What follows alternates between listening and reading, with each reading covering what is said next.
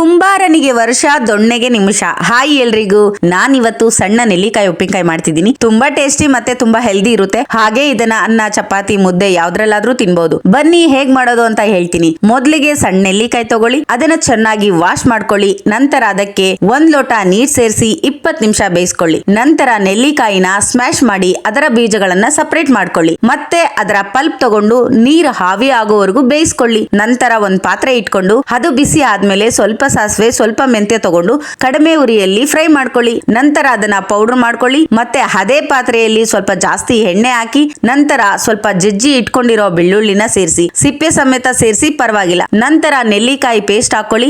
ನಂತರ ಇದಕ್ಕೆ ಸ್ವಲ್ಪ ಉಪ್ಪು, ಸ್ವಲ್ಪ ಖಾರದ ಪುಡಿ, ಹಾಗೆ ಸ್ವಲ್ಪ ಅರಿಶಿಣ, ಸ್ವಲ್ಪ ಬೆಲ್ಲ ಸೇರಿಸಿ ನೀಟಾಗಿ ಫ್ರೈ ಮಾಡಿದರೆ ನೆಲ್ಲಿಕಾಯಿ ಉಪ್ಪಿನಕಾಯಿ ರೆಡಿ. ಇದನ್ನ ಒಂದು ಗ್ಲಾಸ್ ಬಾಟಲ್ ಅಲ್ಲಿ ಇಟ್ಕೊಂಡು 1 ತಿಂಗಳು ಆಗೋವರೆಗೂ ತಿನ್ಬಹುದು. ನೀವೊಂದ್ಸಲ ಟ್ರೈ ಮಾಡಿ ಹೇಗಿದೆ ಅಂತ ಕಮೆಂಟ್ ಮಾಡಿ. ಹಾಗೆ ನನ್ನ ವಿಡಿಯೋ ನಿಮ್ಗೆ ಇಷ್ಟ ಆಗಿದ್ರೆ ಲೈಕ್ ಮಾಡಿ, ಶೇರ್ ಮಾಡಿ, ಸಬ್ಸ್ಕ್ರೈಬ್ ಮಾಡಿ. ಬಾಯ್ ಎಲ್ರಿಗೂ.